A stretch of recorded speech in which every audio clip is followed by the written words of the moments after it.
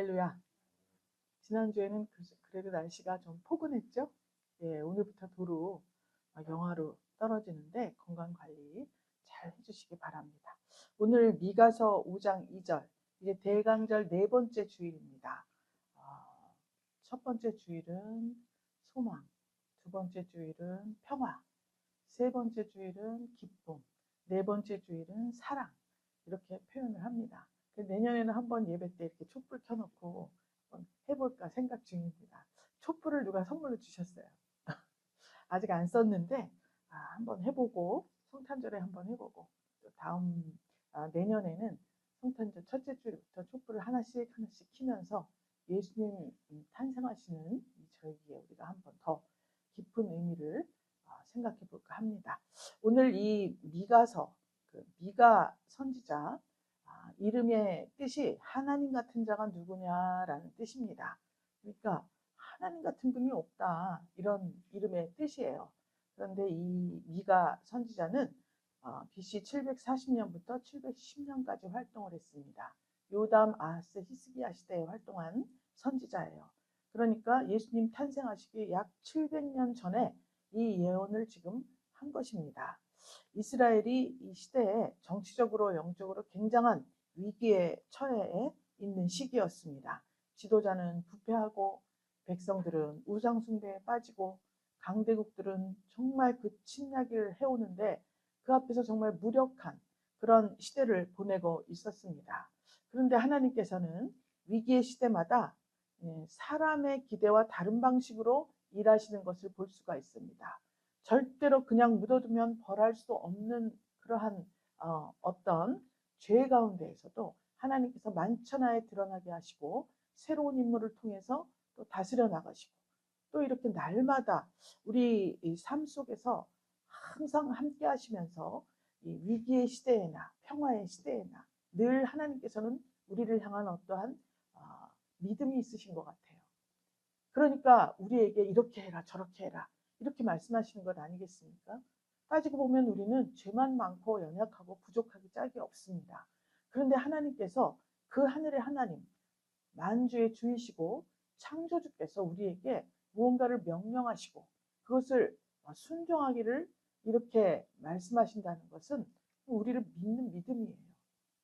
그래서 우리는 그 하나님을 믿을 수밖에 없고 그 말씀에 순종할 수밖에 없습니다. 이렇게 이스라엘이 어지러운 상황 속에서도 하나님께서 놀라운 이러한 약속을 주시는 것입니다. 오늘 베들레헴 에브라다야, 내게서 다스릴 자가 나온다. 이스라엘을 다스릴 자가 나온다. 이렇게 지금 말씀하고 있는데 그 2절 말씀에 많은 뜻이 담겨져 있습니다. 구원이라고 하는 것은 왕궁이나 어떤 군사력이나 어떤 정치력에서 나오는 것이 아니라 사람들이 주목하지도 않던 작은 마을 베들레헴에서 시작이 됐습니다. 마찬가지입니다. 우리 온 인류를 우리 예수님께서 구원하실 때 작은 마을 베들레헴에 나신 것과 같이 우리가 정말 하나님 앞에 이렇게 탁월한 어떠한 면모를 갖추지 못했다 할지라도 하나님께서는 신실한 자 한 사람을 찾으시는 것입니다.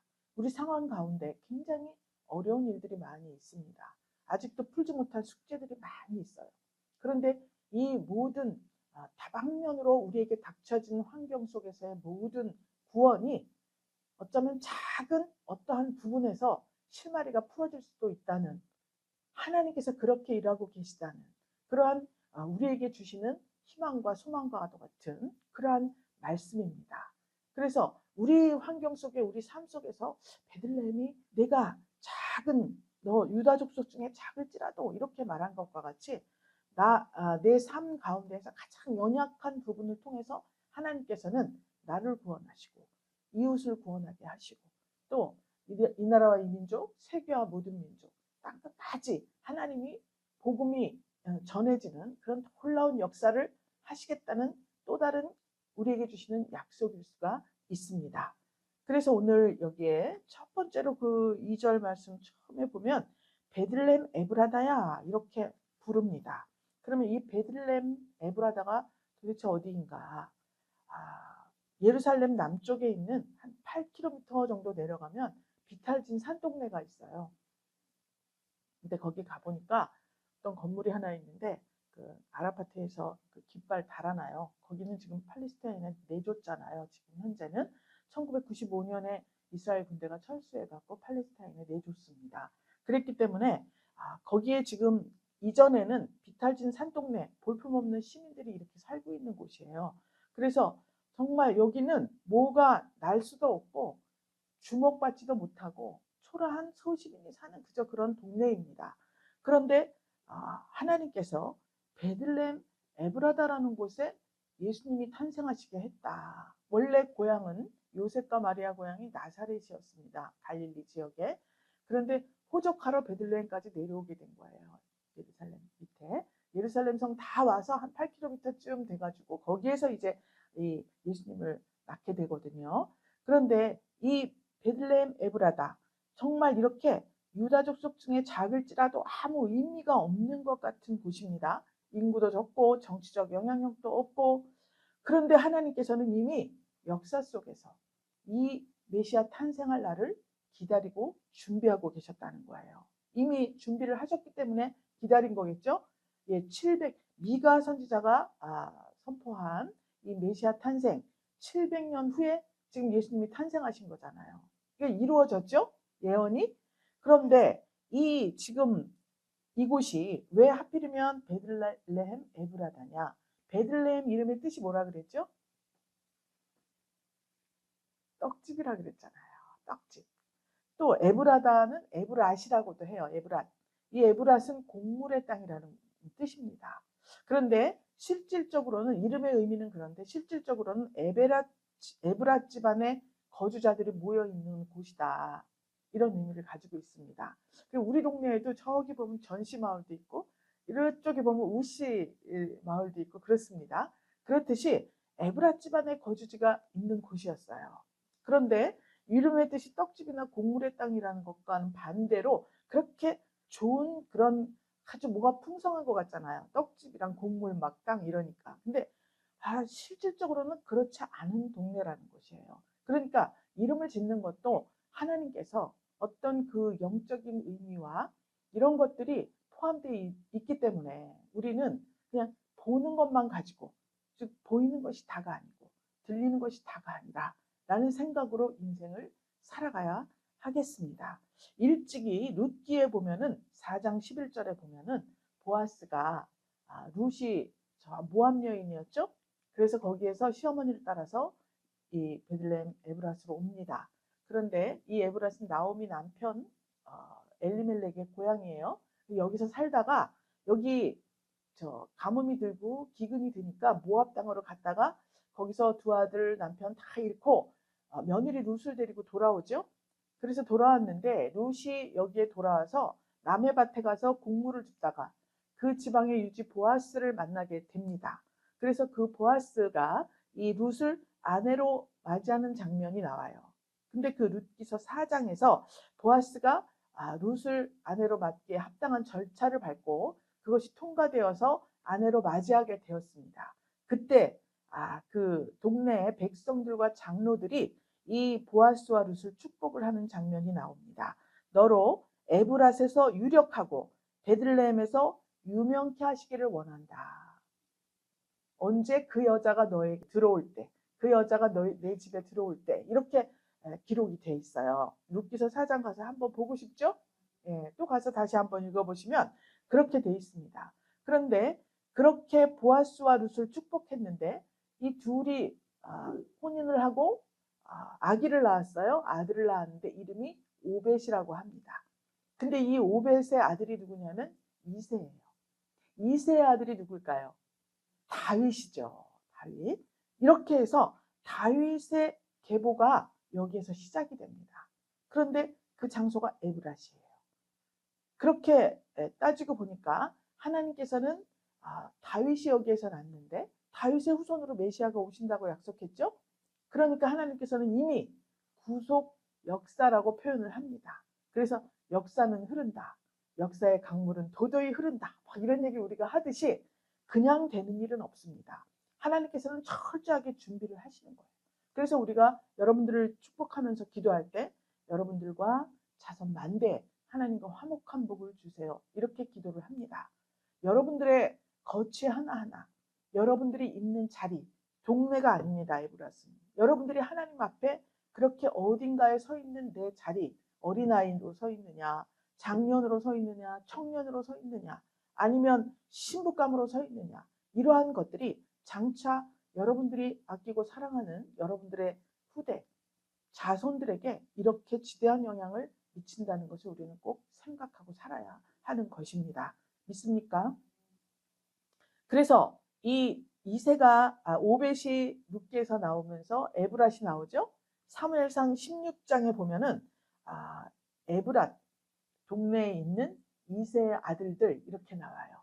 사무엘 선지자가 사울 왕이 마음에 들지 않자 이세의 아들들에게 가서 기름을 부어서 다음 왕 후계자 준비를 하라고 했습니다. 그래서 사무엘 선지자가 기름을 가지고 갔죠. 여기에서 정말 이 다윗이 양을 치고 있었어요. 다른 형들은 멀쩡하게 준비를 하고 참 새 옷을 갈아입고 우리냐 너일까 나일까 막 이렇게 하고 있을 때 다윗은 아예 들에 가서 들판에 가서 양을 치고 있었습니다. 그런데 하나님께서는 이 중심을 보시고 이날에 다윗을 택하셔요.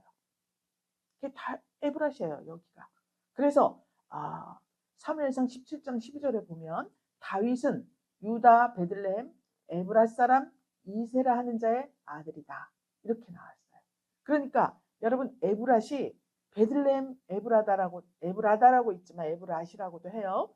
이 에브라시라는 곳 베들레헴 이것이 그냥 우연히 호적하러 갔다 우연히 들러서 거기서 낳게 됐다. 이 얘기가 아니라는 거예요. 하나님께서는 성도의 발자국 한 걸음 한 걸음 또 일상생활 보내는 시간 분초마다 하나님의 계획하에 우리는 움직이고 있다는 것을 지금 보여주고 있습니다. 그러니 우리가 이 사실을 알게 된다면 한 걸음도 또 한순간도 헛되이 보낼 수가 없습니다. 하나님께서 좋지 못하다 하는 곳에는 발걸음을 하지 말 것이며 하나님께서 이 시간을 이렇게 보내는 것은 헛되다라고 생각하시는 일에 우리 시간을 써서는 안 될 것입니다. 오늘 그것을 우리가 마음속에 간직하고 이 의미를 우리가 깨닫고 참 그것을 내 삶에 적용시키려고 할 때 그 예수님의 사랑, 하나님의 크신 사랑이 우리 삶 속에 스며들어오고 그것이 곧 나의 삶이 되고 그러다 보니까 어느새 예수 그리스도를 닮은 예수 그리스도의 장성한 분량이 이렇게까지 자라가는 그러한 성도의 아름다운 모습을 우리가 발견할 수 있을 것입니다. 이렇게 베들레헴 에브라다야 이렇게 불렀습니다. 2절을 보니까 너는 유다 족속 중에 작을지라도 그러면서 이스라엘을 다스릴 자가 내게로 나올 것이다. 이렇게 말씀을 하고 있습니다. 이스라엘을 다스릴 자다. 지금 현재 이스라엘은 누군가가 다스리고 있죠? 히스기야 왕이 다스리고 있잖아요. 그런데 이스라엘을 다스릴 자다라고 말씀하는 것은 참된 왕의 오심을 가리키는 말씀입니다. 단순한 정치 지도자가 아니라 참된 목자, 참된 왕, 그분이 오실 것을 말씀하고 있는 거예요. 그래서 마태복음 2장에 보면 동방박사 세 사람이 베들레헴으로 오죠. 막 왔습니다. 막 왔는데 그 유대인의 왕으로 나신 이가 어디 있지? 유대인의 왕을 뵈러 온 거예요. 그래서 막 왔으니까 유대인의 왕이라고 했으니까 왕이 어디에서 날까요? 왕궁에서 나겠죠? 그러니까 동방박사들이 헤롯 궁전으로 들어갔습니다. 헤롯이 다스리고 있었는데 헤롯 왕이 있는 왕궁으로 갔어요. 그래서 거기 가서 물어봤습니다. 유대인의 왕이 나셨다는데 어디에서 나셨어? 이렇게 헤롯 왕에게 물어봤습니다. 그러니까 헤롯은 순간 깜짝 놀랐습니다. 자기가 지금 왕 노릇을 하고 있는데 유대인의 왕이 났다 그러면 어떻게 해야 되겠어요?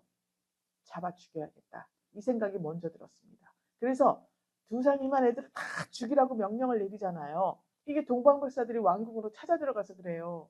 그래서 거기서 물어본 거예요. 유대인의 왕이 어디서 나십니까? 근데 헤롯 왕이 어디서 나는 거야? 빨리 다 들어와라. 대제사장 서기관들 다 불렀습니다. 야, 유대인의 왕이 베들레헴에 난다 그랬다는데 난다 그랬다는데 거기가 어디야? 이러니까 이 대제사장 서기관들이 말을 하죠. 이 얘기를 한 거예요. 미가서에 베들레헴 에브라다에 난다고 그렇게 돼 있습니다. 이렇게 말을 했습니다. 그러면 대제사장 서기관쯤 됐으면 유대인의 왕 메시아가 오신다면 저들이 먼저 가봐야 될 거 아니에요. 그렇지 않습니까?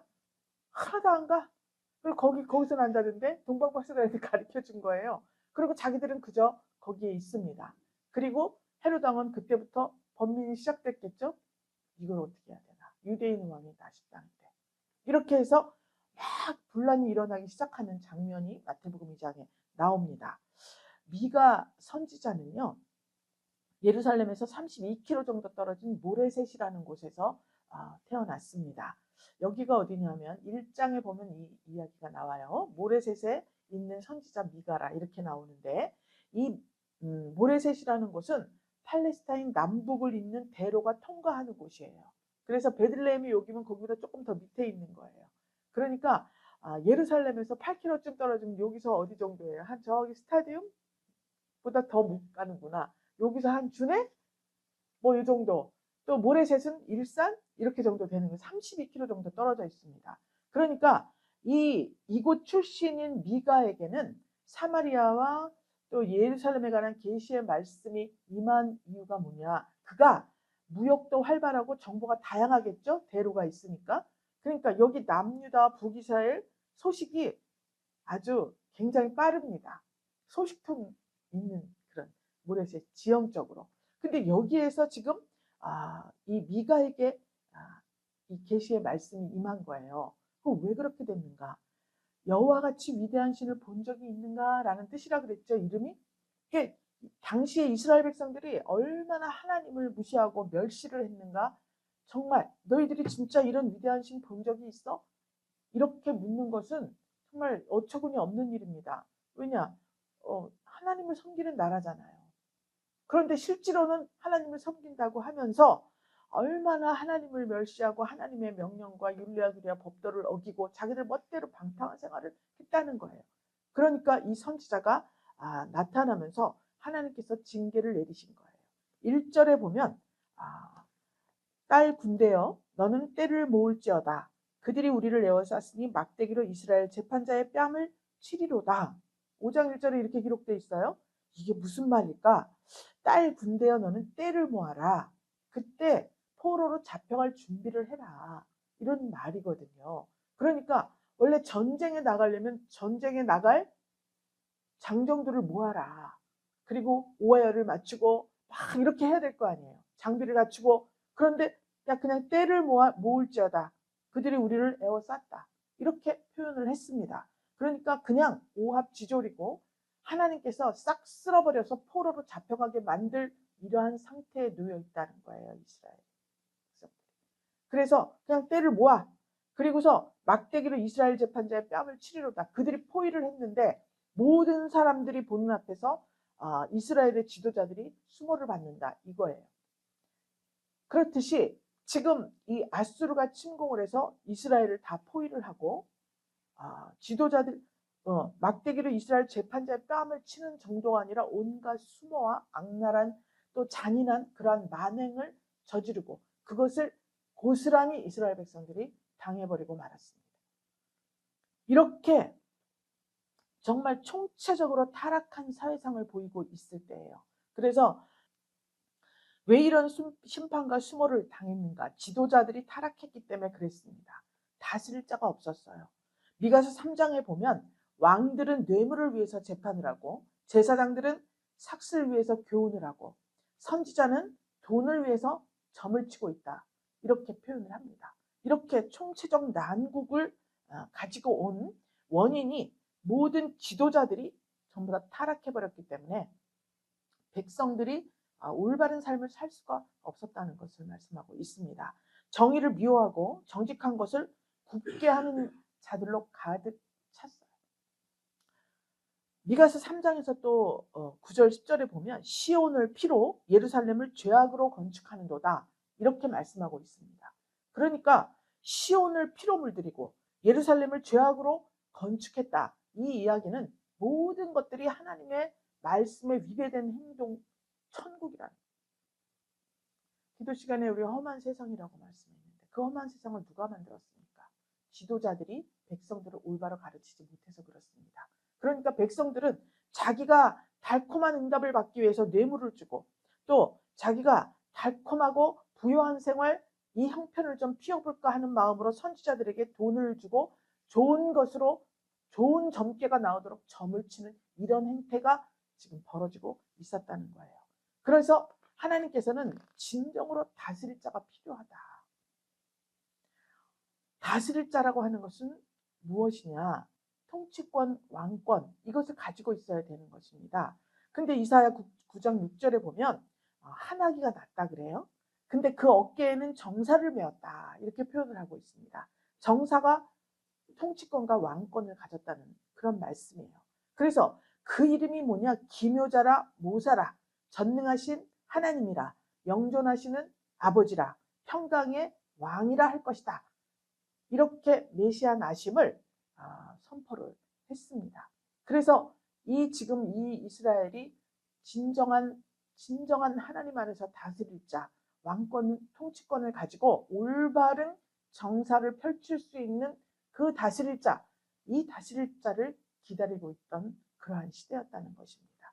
다 타락을 해도 그 속에서도 하나님을 앙망하며 이 세상 이렇게 가서는 안 되는데라고 생각하는 사람이 있지 않았겠습니까? 그들이 바라는 다스릴 자. 공평과 정의로 다스려서 이스라엘 공동체를 새롭게 할 그러한 왕을 기다리고 있었다는 것입니다. 그분이 바로 예수님이에요. 그분의 출생지가 베들레헴입니다. 작고 보잘것 없는 곳이에요. 죄로 말미암아 타락한 이 세상의 구원자가 화려한 왕궁도 아니고 그냥 뭐 거부 재벌집 아들도 아니고 그냥 조용히 저 시골 베들레헴 작은 곳에 거기에 그것도 말 구유에 그렇게 태어나신 것입니다. 왜 그렇습니까? 너무나 좋은 곳에서 왕궁에서 태어나면 우리가 범접할 수가 없습니다. 낮은 곳에 오셔서 그곳에 오셔서 육체로 오신 그 주님이 십자가로 걸어가신 거예요. 그분의 일생 33년이 십자가로 가기 위해서 행하신 것들입니다. 그렇게 낮은 곳에 오셔서 보잘것없는 곳에 오셔서 정말 수치스럽고 잔인하고 무서운 그 십자가 형벌 그것을 받으시기 위해서 오신 것입니다. 여러분 우리를 위해서 우리 예수님이 오신 거예요. 그렇다면 우리도 우리 삶 가운데에서 내가 제껴둔 부분이 있다 그랬죠? 정말 보잘것없고 이런 것 가지고는 내 인생을 정말 어떻게 꽃피울 수가 없겠다라고 하는 부분들이 있다는 거예요. 예수님은 그 자리에서 주님의 도움이 필요합니다. 주님이 도우셔야만 나는 살 수가 있습니다. 주님이 도우셔야 내 앞길이 펼쳐질 것이며 주님이 도우셔야 축복의 통로가 될 것이 아니겠습니까? 주님, 나의 가장 약한 부분 그곳에 임재하셔서 정말 우리 예수님 베들레헴에 나게 하신 것과 같이 내 인생이 진정한 하나님의 아들의 삶으로 닮아가는 그러한 인생이 되기 위해서 나의 가장 부족한 부분을 하나님 깨워주세요. 이렇게 기도해야 할 것입니다. 근데 그분, 그 다스릴 자, 그분이 어떤 분이냐 하면 그의 근본은 상고의 태초이니라 이렇게 기록이 되어 있습니다. 근본이 상고고 태초고 그러면 이게 영원하다는 뜻인데 즉 그분 우리 예수님은 시간에 제한이 없고 시간에 구애받는 분이 아니라는 거예요. 왜 그러냐면 예수님 시작이 마리아의 태가 아니기 때문에 그렇습니다. 예수님이 큰 형체도 없다가 마리아에게서 나오면서 마리아 속에 잉태가 되면서 그때부터 예수님의 삶이 시작이냐 그게 아니라는 거예요. 태초에 상고에 이렇게 말씀을 하고 있습니다. 그 증거가 뭐냐면 창세기에도 태초에 말씀이 있었다. 요한복음 1장 1절에도 태초에 말씀이 계십니다. 요한복음 1장 18절에서는 본래 하나님을 본 사람이 없으되 아버지 품속에 있는 독생하신 하나님이 나타내셨느니라 이렇게 기록이 되어 있습니다. 그래서 예수님께서는 마리아를 통해서 나시기 전에 이미 하나님 품에 계셨습니다. 그분이 하나님을 나타내기 위해서 독생하신 하나님이 나타내셨다 그랬죠? 독생은 독생자 외아들이 아니라 독특한 출생을 말합니다.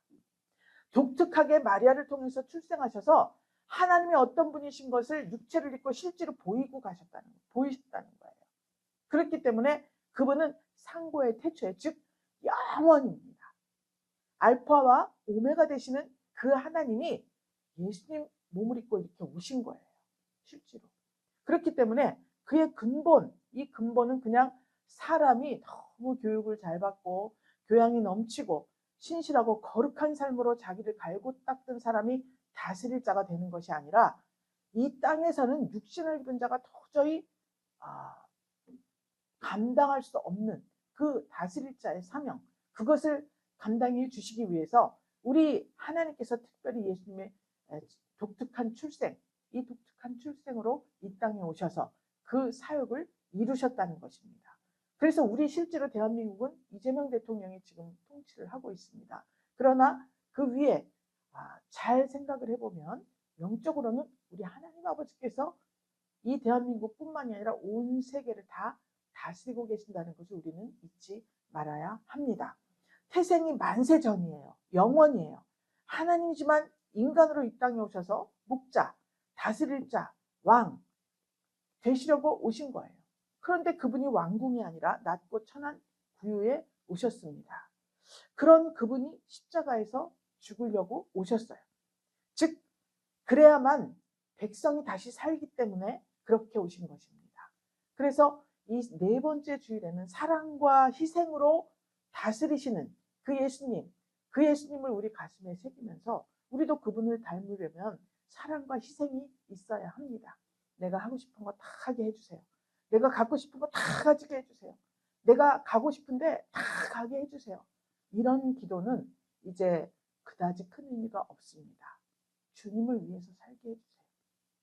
주님이 가라고 하시는 곳에 가겠습니다. 주님을 쓰라고 하는 곳에 시간과 재물과 내 몸을 사용하겠습니다. 이렇게 기도를 해야 이 대강절 또 성탄절을 기쁘다 구주 오셨네 맞이할 수 있는 자의 마음 자세라고 볼 수가 있습니다. 어떤 사람을 살리려고 오셨을까요? 3절에 보면 그러므로 임산한 여인이 해산하기까지 그들을 붙여두시겠고 그 후에는 그 형제 남은 자가 이스라엘 자손에게로 돌아오리니, 이렇게 말하고 있습니다. 예수님이 어떤 분이냐, 근본은 상고고 태초이시고 또 그렇게 다스릴 자로, 그렇게 완벽한 참된 목자, 참된 왕 다스릴 자로 오셨는데, 그러면 어떤 사람이 혜택을 받을 것이냐, 어떤 사람을 다스리러 오셨는가. 여기 보니까 남은 자 이야기가 나옵니다. 그럼 남은 자는 누구인가? 다 포로로 잡혀갔는데 예루살렘에 남아있는 자들일까요? 아닙니다. 포로로 다 잡혀갈 때 잡혀갔습니다.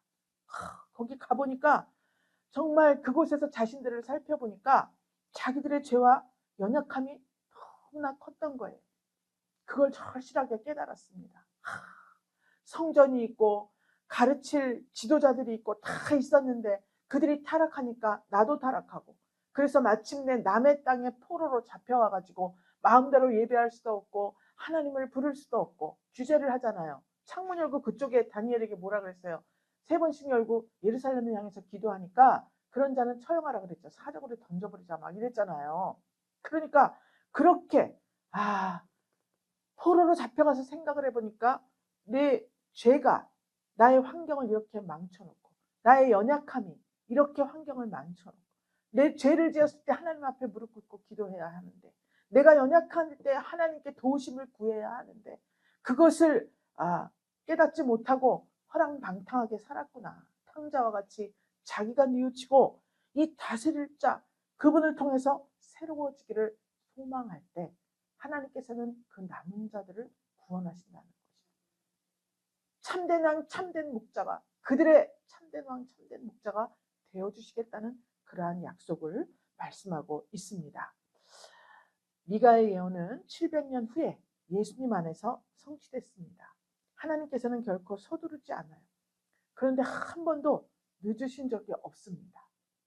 우리 삶 속에서도 굉장히 많은 기도 제목이 있었습니다. 어떤 것은 즉시 응답된 것도 있고 어떤 것은 아직도 이루어지지 않은 것도 있습니다. 그렇지만 계획을 막 세우고 정말 이렇게 저렇게 하고 이 계획을 위해서 하나님 앞에 우리가 기도하자 했을 때 참 더뎌지는 것을 우리가 알 수 있습니다. 하나님의 뜻이 무엇일까 생각하면서 점점 시선을 낮춰갈 때 하나님께서 응답하시는 것 같습니다. 갤러리 헤븐, 저 갤러리를 이제 땅을 준비를 했습니다. 그런데 처음에 그 설계 우리 그 이성범 이사님 불렀어요. 그래서 제가 주문을 했습니다. 그럼 목사님, 갤러리 헤븐 이거 지을 때 건축 언제 지을지는 몰라. 지금 현재 아무것도 없거든. 그랬습니다. 그랬더니 현재 지을 때 어떤 방식으로 어떤 형식으로 지으시려고 그러세요? 그래서 내가 이제 난 한옥으로 좀 짓고 싶은데 그랬습니다. 그런데 가만히 따져보니까 한옥으로 지으려면 정말 땅이 좀 넓어야 되지 않겠어요? 근데 그 2층으로 지으면 또 한옥을 2층으로 지으면 그게 일본식이 집이 되는 거지 이게 한옥이 아니에요. 2층은 원래 한옥은 2층이 없습니다. 아 그러면 하여튼 그대로 한번 해볼까? 그러다가 아니야. 그 다음에 또 한번 만났습니다. 또 이제 뭐 어떻게 바꾸셨어요? 어떤 계획이세요? 그래서 제가 저기 저 산토리니 형식으로 우리가 지으면 어떨까? 하얀 건물에 파란 지붕으로 막 이렇게 산토리니 그걸로 한번 해갖고 한번 설계 좀 해볼까? 이렇게 했습니다. 알았어요. 그리고 갔어요. 그날 밤에 생각을 했습니다. 기도를 깊이 한 게 아니라 생각을 했어요. 그냥 생각을 해보니까 아니 바닷가도 아닌데 무슨 산토리니야 이렇게 생각을 했어요. 근데 그 이후로 전화가 안 와. 뭐 이거를 다 이걸 했다 안 했다 전화가 안 오는 거예요. 참 그러네. 나도 이제 딱히 정해진 게 없습니다. 그러다가 이제 세월이 흘렀잖아요. 지금 우리가 언제 샀지? 그 7월 달에 샀나? 뭐 언제 샀어? 하여튼 몇 개월 됐지 않습니까? 아 그래서 이제 이렇게 하다가 어느 날 그냥 그 징크로 지은 2층 건물을 보게 됐어요. 간단하게 아무것도 겉에 뭐 화려하게 치장한 것도 아무것도 없습니다. 그냥 징크로 그냥 딱 이렇게 꺼멓게 해놓고 창문만 있어요. 밖에서 보니까 그냥 뭐 조립식 그냥 그런 거구나. 근데 그 안에 이제 카페에 가게 돼서 그 안에 들어가 보니까 안에가 아기자기하고 얼마나 이쁘게 잘 돼 있는지를 몰라요. 그래서 제가 나오면서 아니 그냥 저렇게 하면 되지. 제가 그렇게 생각을 했습니다. 아 저렇게 하면 되지. 그냥 겉모습을 그렇게 할 필요가 없지. 정말 가만히 생각하면 너무 쉬울 것 같아요. 이 골조 세우고 징크를 덮어 쓰면 되잖아. 아 이거 나도 정말 내가라도 하고 싶다 이거 진짜 이런 생각이 들었습니다. 그래서 그렇게 해봐야 되겠어. 그래서 기도를 했더니 정말 너무 마음이 편안해진 거예요. 외관에 치우쳐서 막 이걸 하려니까 뭐 그거는 누가 보장해 줄 수도 없습니다. 건축비가 어마어마하게 많이 들잖아요. 그랬는데 하나님께서 천사를 보내셨습니다. 이 등이 전체가 막 나가가지고 불렀다가 그 헤비다트 집 짓는 그 운동 하시는 목사님이 계십니다. 지금 이제 그런 걸 잘 안 해주기 때문에 좀 쉬고 계시다 그래요. 그래서 그분하고 이렇게 얘기를 하다가 처음에 저기다가 컨테이너 갖다 놓고 겨울에 우리 주방으로 쓰자. 그래서 컨테이너 이야기를 막 나누다가 뭐 그렇게 하려니 그냥 짓지 그래요. 그래서 내가 집도 지어요? 그랬더니 짓는데요. 자세한 얘기는 점심시간에 하기로 하고 그렇게 하다가 이제 건축을 하는데 너무나 뭐 평당 뭐 600 이상이 듭니다. 조립식으로 해도. 3분의 1 가격도 안 되는 가격으로 지을 수 있다는 여러분 응답을 받았습니다. 할렐루야. 그래서 진짜 겉의 외관을 막 이 거칠하고 너무나 멀고 먼 이야기인데 모든 걸 다 버리고 정말 예수님도 구유에 오셨는데 이게 전부 말씀 아닙니까 그림이? 아니 무슨 그렇게 겉에를 무슨 한옥이 산토리니 자꾸 난리를 정말 회개했습니다. 그랬더니 길이 보였어요. 그래서 우리는 기도하고 있습니다. 거기 이제 그거 건축하는 분이 1월 달에 한번 방문을 하시겠다고 올 일이 있어서 한번 만나보자고 했습니다. 그래서 최소한의 그러니까 그냥 뭐 맡기는 게 아니라 최소한의 비용으로 정말 내가 하고 싶다 그랬더니 내가 할 수 있도록 그렇게 하나님께서 길을 열어주신 것 같습니다. 부단히 기도하셔서 정말 봄에는 우리가 시작할 수 있도록 그렇게 기도를 해주시면 좋겠어요. 하나님께서는 이렇게 우리가 저 낮은 자리, 낮은 곳, 스스로 비천한 자리로 걸어갈 때 하나님께서 역사를 해주시는 것입니다. 한 가지를 응답받았으니까 여러분 삶 속에서도 내가 너무 높은 그러한 기준을 가지고 있었다면 낮추시고 그곳에 하나님께서 역사해 주시기를 기도하면서 이 성탄절을 더욱더 아름답고 존귀하고 우리 하나님 안에서 정말 작은 곳에서 시작되는 하나님의 그 위대한 은혜, 이것을 믿음으로 영접하는 그러한 성탄절이 되시기를 주 예수 그리스도의 이름으로 축복합니다. 하나님 감사드립니다.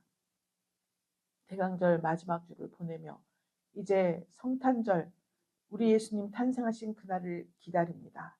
소망으로 기다리고 평화로 준비하고 기쁨으로 노래하고 사랑으로 예수님 맞이하는 그러한 교회가 되게 하여 주옵소서. 그래서 진정 하나님 주님 안에서 화려하고 사치스럽고 하나님 돋보이는 것을 추구하기보다는 우리 예수님처럼 조용히 정말 보잘것없지만 그럼에도 불구하고 그곳이 떡집이 되며 그곳이 곡물의 땅이 되는 귀한 역사가 분일교회 안에 충만하게 임하기를 간절히 축복하며 우리를 위하여 이 땅에 오시는 예수 그리스도 이름으로 기도 올리옵나이다. 아멘.